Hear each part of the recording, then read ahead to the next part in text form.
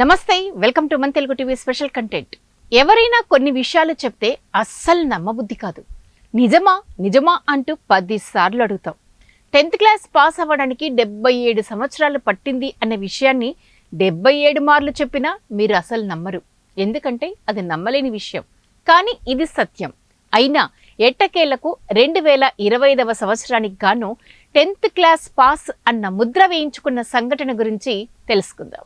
దేశానికి స్వతంత్రం వచ్చిన తర్వాత తన గ్రామం నుండి 10వ తరగతి పాస్ అయిన తొలి వ్యక్తిగా రికార్డు సృష్టించాడు రామ్ కే వాల్ అనే విద్యార్థి.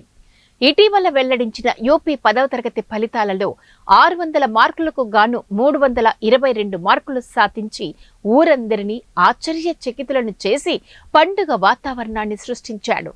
ఉత్తరప్రదేశ్ లక్నోకు 50 కిలోమీటర్ల దూరంలో ఉన్న నిజాంపూర్ గ్రామంలో ఇప్పటి వరకు ఒక్కరు కూడా 10వ తరగతి పాస్ కాలేదు.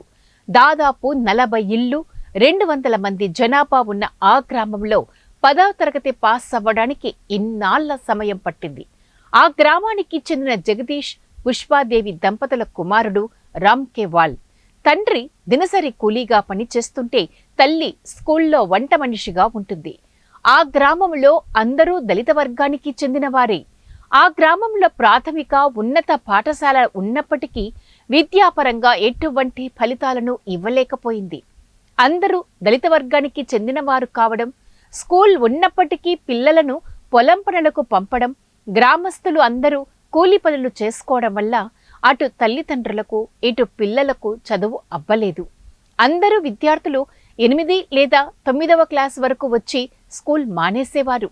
కానీ రామ్ కే లాల్ చిన్నప్పటి నుండి చదువు మీద ఇష్టంతో ఉండేవాడు.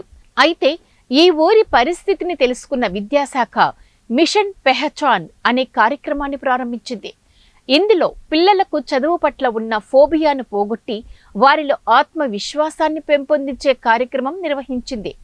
మిషన్ పెహచాన్ తనలో ఎంతో విశ్వాసాన్ని పెంచిందని, అందుకే 10వ తరగతి పాస్ కాగలిగానని చెప్పాడు రామ్ కే వాల్. రామ్ కే లాల్ కు అటు ఉపాధ్యాయ బృందం, జిల్లా మెజిస్ట్రేట్ మరియు గ్రామస్తులు అందరూ సన్మానం చేసి ఊరంతా పండగ చేసుకున్నారు. ఇంజనీర్ చదవాలన్న ఆశ ఉంది అని పేర్కొన్నారు రామ్. ఒక్క రామ్ కే లాల్ ఫలితం నెక్స్ట్ బ్యాచ్ కు మంచి స్ఫూర్తి అని పేర్కొన్నారు జస్టిస్.